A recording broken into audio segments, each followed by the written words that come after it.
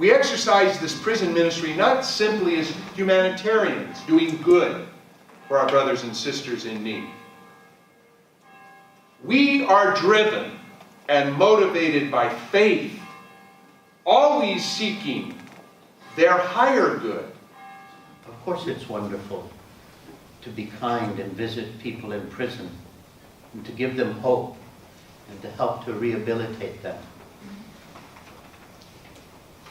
That will be done with greater effectiveness the more you can discover in every one of them what we can call nothing less than the real presence of Christ.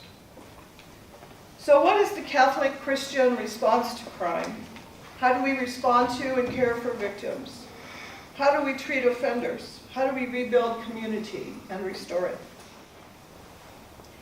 In 2000, the bishops of the United States addressed these questions succinctly and comprehensively in their statement, Responsibility, Rehabilitation, and Restoration.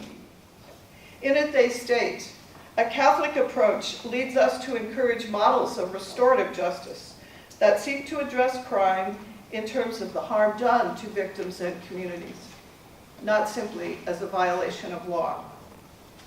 This perspective informs the work of the Office of Prison Ministry in the Archdiocese of Portland in Oregon.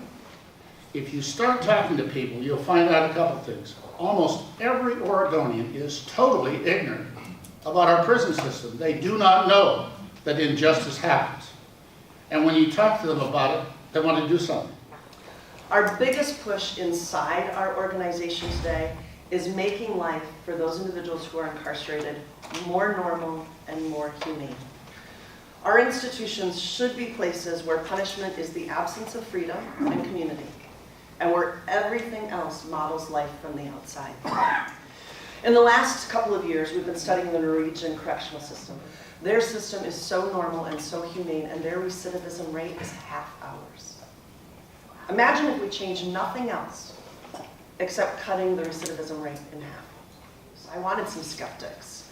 I wanted some people who would come back and say, I didn't believe, and I'd hope they'd say that they believed. And two of them, day one, tight chest. Think of those classic correctional officers, right? They each had 20 to 25 years experience. On day two, they approached me with tears in their eyes at the end of the day and said, boss, promise me that when we go back, we get to make change. Because I was so proud of how we were running our system when I left, and I cannot morally go back and do the job the way we were doing it, now that I've seen what I've seen. What if Oregon could be the next Norway in the United States and set the best practices for this nation? What if we didn't have to send another state to Norway to learn how to do what's right, and they could come here? So someone needs to take the lead in Oregon. And I want that to be this group. It's part of your vision. And so what we offer in a very unique way is that we offer the power of Jesus Christ. We offer the power of the Holy Spirit. We all offer a deeply rooted theology and spirituality and lived experience of reconciliation.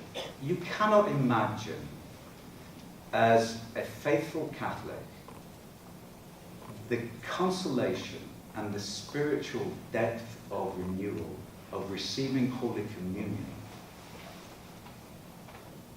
that comes especially when we're deprived of so many different things.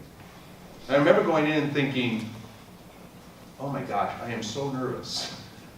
What? These guys are just going to look at me and think, who's this guy? And so I decided to hit that straight on with them. And I said, I'm sure you're all looking at me like, what is this young, white, privileged, young priest? What does he have to say to us? How can I possibly relate to your life experience and what has led you to this place in your life? I said, that's true. But I said, all I have to offer you, all I have to bring to you is the love and the mercy of God. And that's all I'm here for. And it was like, okay, the ice was melted, and we got off to a very good This start. has been a wonderful conference. First of all, Colette's a dear friend. I've known her for many times, and she's just had me in tears as she talked about, with hope, the sorts of things that can happen with people who are incarcerated and upon release too.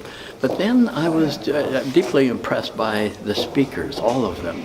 Deep theologians who really talk out of The faith. hope is that they are just fellow human beings, that they're just on a different path, different point in life, different place in life, that they can